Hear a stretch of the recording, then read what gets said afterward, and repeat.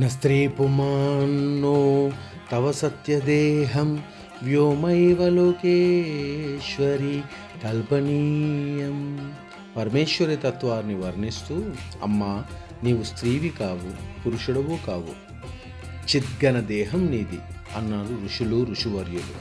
అందరూ మాతృశ్రీ అనసూయాదేవిని కాంతగా భావిస్తూ ఉంటే, మరి చాలామంది దివ్య ప్రేమానుబంధంతో వారి వారి భక్తిపూర్వకంగా ఇష్టానుసారంగా హృదయాంతరాల్లోంచి ఆ బంగారు తల్లిని అనసూయ అమ్మగా కానీ, లేకపోతే జిల్లెలమూడి అమ్మగా కూడా అందరికీ కూడా లేక పిలుస్తూ ఉంటారు, తలుచుకుంటూ ఉంటారు.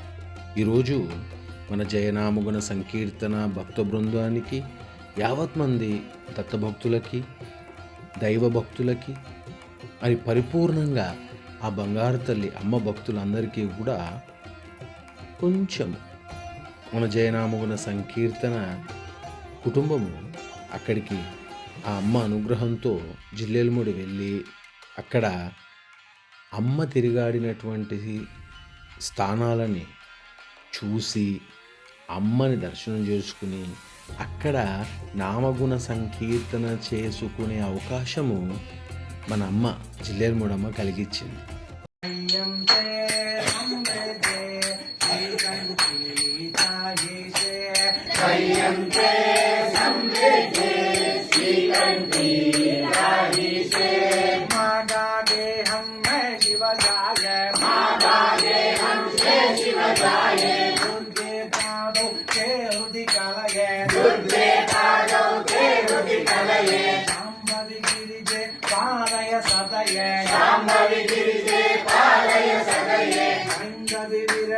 సాదర మజయే భైంగవి విరజే సాదర మజయే త్రయంతే సంవేదే శ్రీకంఠీ దాయిషే త్రయంతే సంవేదే శ్రీకంఠీ దాయిషే కరుణాద్రాం అరుణాద్రాం కమనీయ మగనీరే కరుణాద్రాం అరుణాద్రాం కమనీయ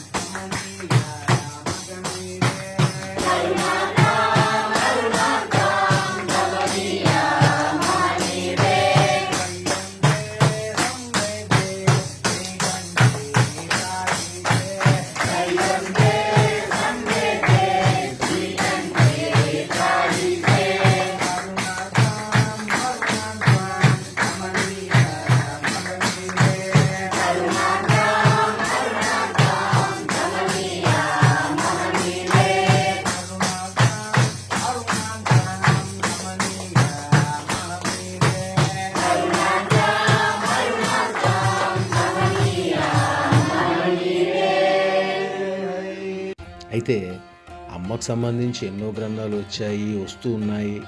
మరి రచయితలు కాని వాళ్ళు రచయితలైపోయినారు, కవులు కాని వారు కవులైపోయినారు. అయితే చిత్రం ఏమిటంటే, మరి ఆ భావోద్వేగానికి గురవుతున్నప్పుడు అమ్మ గురించి తెలుసుకోవాలి అన్న విశ్లేషణ రావటము, ఒక కొత్త కోణంలోకి మన దృష్టిని తీసుకెళ్ళటము, మరి అమ్మే కదా జయిస్తోంది.